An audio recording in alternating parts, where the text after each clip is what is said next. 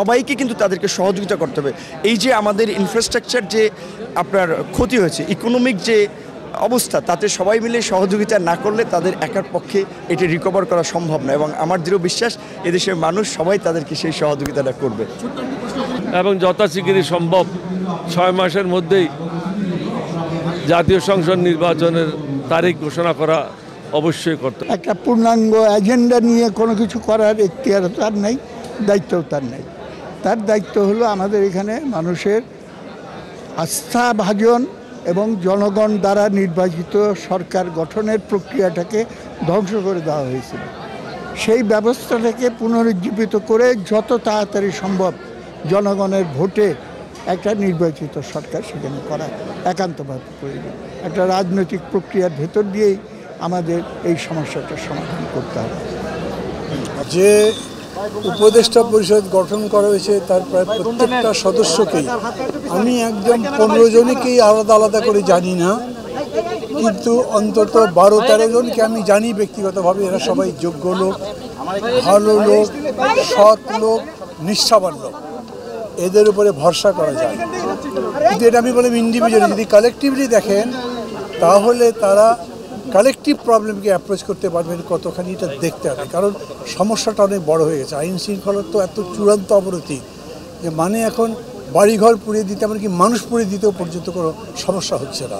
দখলদারিত্ব ইত্যাদি সব কিছু শুরু হয়েছে। এগুলো না কতদিনের জন্য থাকবে সেটা কোনো টার্মস অফ রেফারেন্স এখানে বলেননি তারা, কিন্তু ওনাদের অ্যাটিচিউডে তারা যে বলছেন না নতুন বাংলাদেশ গড়তে হবে, সেটা তো 3 মাসের কাজ নয়। সেটা অন্তত একটা ভিত্তি রচনা করতেও 3 বছর সময় লাগবে। এটাও একটা সমস্যা তৈরি করতে পারে।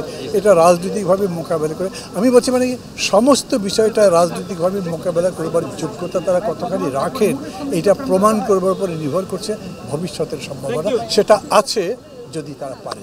আমাদের প্রত্যাশা তো অনেক বড়, কিন্তু আমি মনে করি প্রত্যাশা এত সহজ না। অনেক কষ্ট আমাদেরকে করতে হবে, আরও অনেক ধরনের পরীক্ষা আমাদেরকে, মানে অনেক হার্ডেলস আছে আর কি।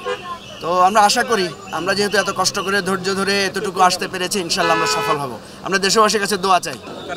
আমাদের নতুন সরকারের কাছে আমাদের সর্বপ্রত্যাশা আইন শৃঙ্খলার যে অবনতি হয়েছে সেটা পুনরুদ্ধার করা, এবং পুলিশ বাহিনীকে ঢেলে সাজানো, এবং অন্যায়ভাবে যে হত্যা করা হয়েছে তাদেরকে বিচারের আওতায় আনা, এবং পাশাপাশি অর্থনীতিকে পুনরুদ্ধার করা, এবং ব্যাংকিং সেক্টর যে অরাজকতা সেই ব্যাংকিং সেক্টরকে একটা ডিসিপ্লিন নিয়ে আসা, ব্যাংকিং সেক্টরে টাকা নিয়ে যারা বিদেশে পাচার করেছে সেই টাকা পুনরুদ্ধার করা, এবং তাদেরকেও আইনের আওতায় আনা, এবং বাংলাদেশ ব্যাংকে স্বাধীনভাবে কাজ করে দেওয়ার নিশ্চয়তা দেওয়া। পরিষদ হচ্ছে কেমন, যেটি হোক, আমি ইউনূস সাহেবের নেতৃত্বে যারাই আসুক না এখন, আমরা মনে করি ইউনূস সাহেব সে তাদেরকে নেতৃত্ব দিতে সক্ষম হবে।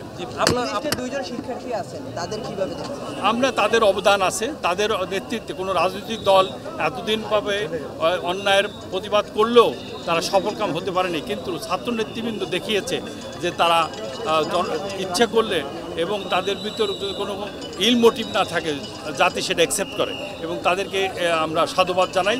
এটা জাতি তাদেরকে অভিনন্দন দিতে পারে।